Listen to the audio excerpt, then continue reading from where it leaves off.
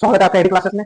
आइए देखते हैं क्वेश्चन नंबर 22 क्या है। 21 तक आपको सॉल्यूशन मिल चुके हैं। क्वेश्चन नंबर 22 देखते हैं क्या है। देखिए इवन हुए sin क्यूब 60 डिग्री और tan 30 डिग्री और cos स्क्वायर 55 डिग्री। बहुत आसान क्वेश्चन है, दो नंबर बहुत आसानी से मिल जाएंगे आप लोगों को। अब देखिए क्या है, क्या कह रहा है, sin 60 डिग्री। sin 60 डिग्री की वैल्यू जानते हैं क्या होता है, √3/2 और पावर में 3 दिया हुआ है। माइनस tan 30 डिग्री की वैल्यू क्या होती है, 1/√3 ये होता है। अब देखिएगा दूसरा cos स्क्वायर 45 डिग्री दिया, तो cos 45 की डिग्री 1/√2 होता है, तो 1/√2 का स्क्वायर करेंगे तो 1/2 आ जाएगा।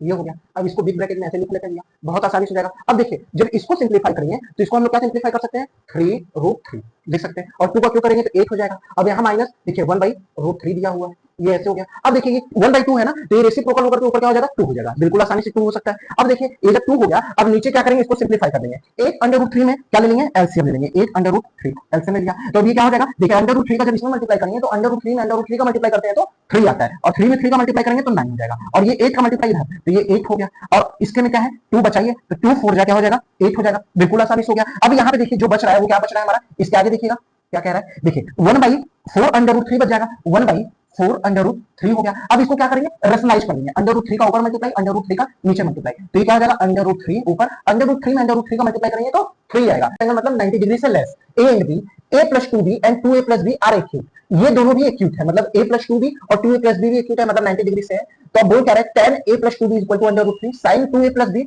1/√2 के बराबर है।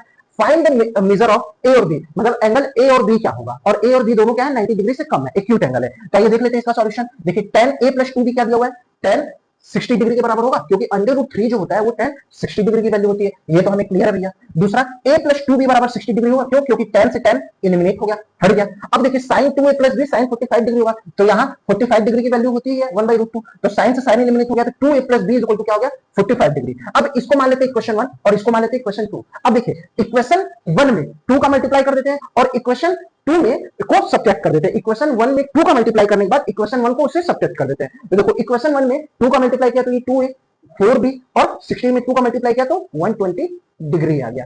अब यहाँ देखिए 2a + b जो है वो सेकंड इक्वेशन है हमारा, उसको सब्ट्रैक्ट कर देना है फर्स्ट इक्वेशन से, तो ये हमारा हो गया। अब देखिए नीचे का साइन, नीचे वाले इक्वेशन के हिसाब से साइन चेंज होता है, प्लस का माइनस, ये प्लस है माइनस, ये प्लस है माइनस, तो देखिए 2a से 2a कट गया, बिल्कुल कट जाएगा।